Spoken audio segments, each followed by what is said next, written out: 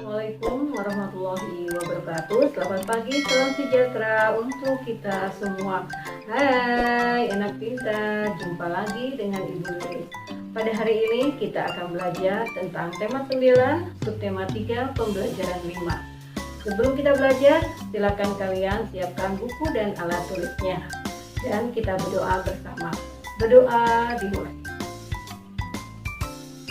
Ya anak-anak, kita mulai belajarnya, yaitu pembelajaran 5 ya.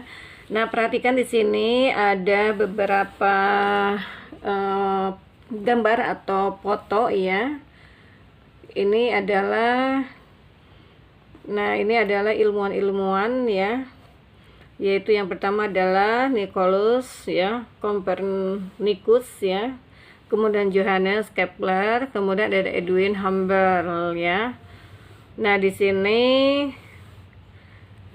mereka yaitu yang pernah mengembangkan ilmu pengetahuan yang berhubungan dengan angkasa luar ya. Nah, di sini juga jadi angkasa luar masih saja menjadi misteri yang mendorong para ilmuwan untuk mencari tahu lebih banyak. Dan ada beberapa proyek besar sedang dilakukan terutama untuk mencari tahu kemungkinan kehidupan di salah satu planet lain di luar bumi. Nah, dengan itu ya, maka dengan ilmu pengetahuan yang terus berkembang untuk kesejahteraan manusia dan keseimbangan alam semesta ya. Kemudian di sini ada sebuah bacaan yaitu tentang menyimak rahasia di angkasa luar dari masa ke masa ya. Perhatikan di sini gambarnya. Jadi manusia memang diberinya akal budi untuk terus berpikir dalam mempertahankan kelangsungan hidupnya. Jadi rasa ingin tahu manusia juga yang membuatnya selalu mampu meningkatkan kesejahteraannya. Banyak rahasia alam semesta yang terkuak sedikit demi sedikit. Hal ini sejalan dengan perkembangan ilmu pengetahuan dan teknologi. Begitu juga dengan rahasia di luar angkasa ya. Ketika diselusuri sejak dahulu kala, ketika memandang angkasa, manusia sudah tergelitik untuk mengetahui lebih banyak. Misalnya ingin mempelajari terbit dan terbenamnya matahari, kemudian ingin mempelajari deretan bintang, dan ingin mengenal bulan lebih dekat. Nah, di sini anak-anak sekalian ya, jadi semakin berkembangnya peradaban, semakin banyak pula lah yang dipelajari termasuk dari angkasa luar.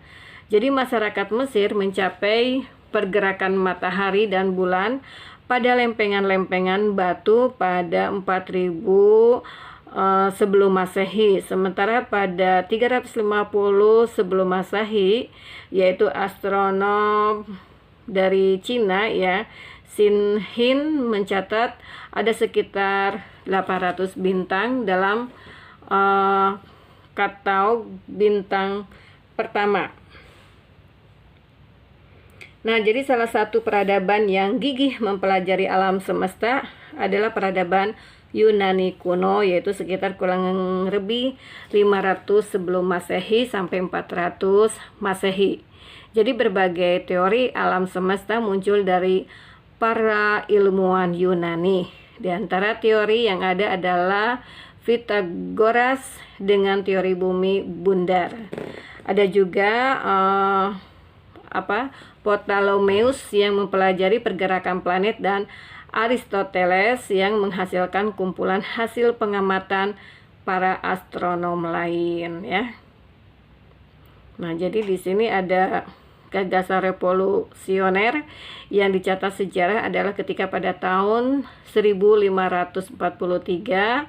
Jadi pada tahun tersebut Nicolaus memperkenalkan teori bahwa bumi dan planet sebenarnya mengorbit mengelilingi matahari ya. Jadi bukanlah bumi yang menjadi pusat tata surya seperti yang dipahami sebelumnya. Jadi gagasan ini terus dicari tahu oleh astronom di era-era berikutnya ya. Pada tahun kurang lebih 1600 astronom Denmark ya yaitu Tycho Brahe, yang dibantu oleh asistennya Johannes Kepler, yang menemukan bahwa planet-planet memang mengorbit matahari dalam jalur berbentuk elips. Nah, ini ya. Kemudian planet-planet dalam tata surya juga dikenal dan dipelajari secara bertahap. Uranus ditemukan pada tahun 1782 oleh William Hertz, ya. Dan Pluto juga ini terjauh baru ditemukan pada tahun 1930. Nah, di berbagai alat dikembangkan sejak teleskop dimanfaatkan oleh Galileo untuk mengamati angkasa luar pada tahun 1918 ya. Dan juga di sini tidak berhenti ya untuk pengamatan dari bumi. Jadi rasa keinginan tahun manusia membuatnya ingin mencoba menampakkan kaki di angkasa luar. Jadi berbagai teknologi dikembangkan untuk membuka kemungkinan tersebut ya. Roket modern pertama yang menggunakan bahan bakar cair ditemukan oleh Robert Goddard, ilmuwan dari Amerika ya. Nah, kemudian juga setelah itu dua negara adidaya dunia seakan berlomba mengirimkan peralatan dan manusia penjelajah angkasa luar ya. Jadi berbagai misi pesawat menjelajah diluncurkan ya, yaitu Pioneer ke Jupiter. Nah, anak-anak sekalian, jadi tidak semua usaha manusia menambah pengetahuannya tentang angkasa luar berjalan mulus. Duka juga pernah menyelimuti dunia ilmu pengetahuan pada tahun 1986 ya. Nah, di sini juga usaha penemuan tidak sekejap berhasil, akan tetapi rasa ingin tahu manusia mengasah semangatnya untuk pantang menyerah untuk menjelajahi angkasa luar, yaitu untuk membuka wawasan baru bagi warga bumi. Nah, jadi setelah kalian baca bacaan itu, kemudian nanti kalian cari kata-kata pentingnya dan bisa kalian buat dengan peta pikiran atau diagram ya, untuk merangkum dan mencari kata-kata penting dari bacaan tersebut. Nah, kemudian nanti kalian simpulkan bacaan tersebut ya. Silakan kalian simpulkan. Nah, di sini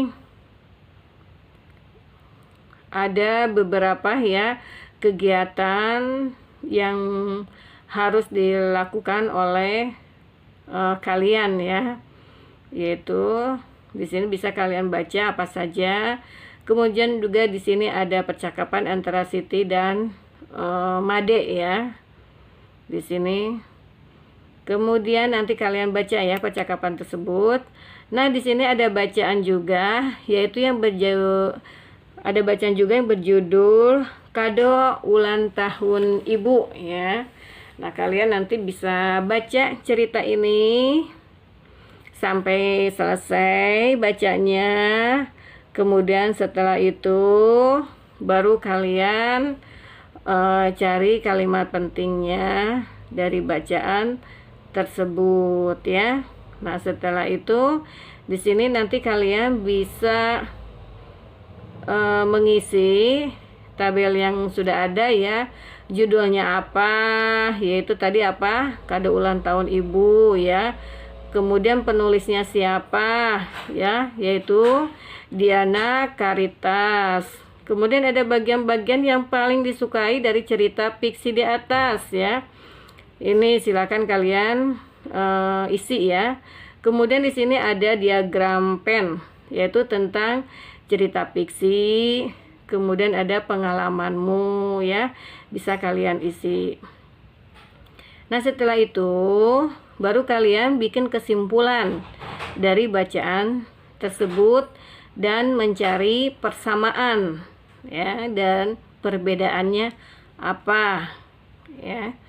Kemudian di sini nanti kalian ada setelah mengisi ya, silakan nanti hasilnya kalian sampaikan kepada Bapak dan Ibu guru kalian ya. Nah, di sini ada bacaan yang berjudul patung konstruksi sederhana. Ini ya, ini adalah sebuah patung berbentuk roket ya, ini ya.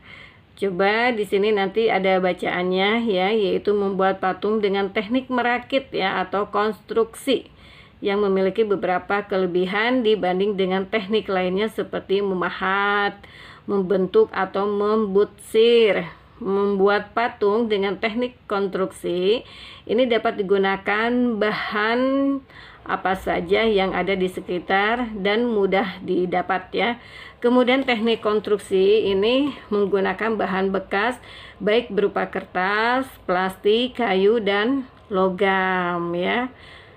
Nah, patung dengan teknik sangat sederhana ini sampai patung yang memiliki tingkat kerumitan dan kesulitan yang tinggi.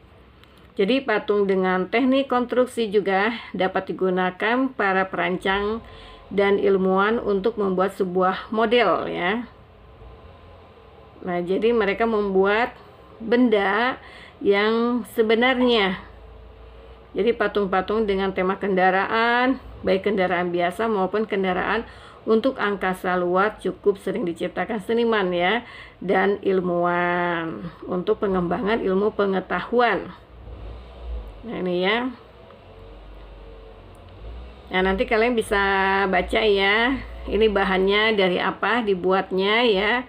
Ini biasanya memerlukan kertas karton ya atau roll bekas kertas tisu ya. Silakan nanti kalian baca cara dan bahannya ada di sini. Nah, gambar yang kedua ini adalah potongan kertas karton bekas dengan ukuran 10 cm x 10 cm ya. Silakan kalian baca bahannya apa, nanti kalian buat. Nah, ini juga sama potongan kertas karton bekas ya, dan dibentuk menjadi sebuah kerucut ya. Gitu. Nah, kemudian yang ini juga sama ya. Itu juga sama bekas ya. Karton atau kardus ya yang lebih tebal. Dan ini dibentuk segitiga siku-siku ya. Kalian silakan baca cara membuatnya bagaimana dan bahannya yang digunakan apa saja. Untuk belajar hari ini Ibu cukupkan sampai di sini. Mudah-mudahan apa yang Ibu jelaskan akan bermanfaat untuk kalian semua. Kita jumpa lagi dengan pelajaran yang lain. Tetap semangat dan tetap belajar. Assalamualaikum warahmatullahi wabarakatuh.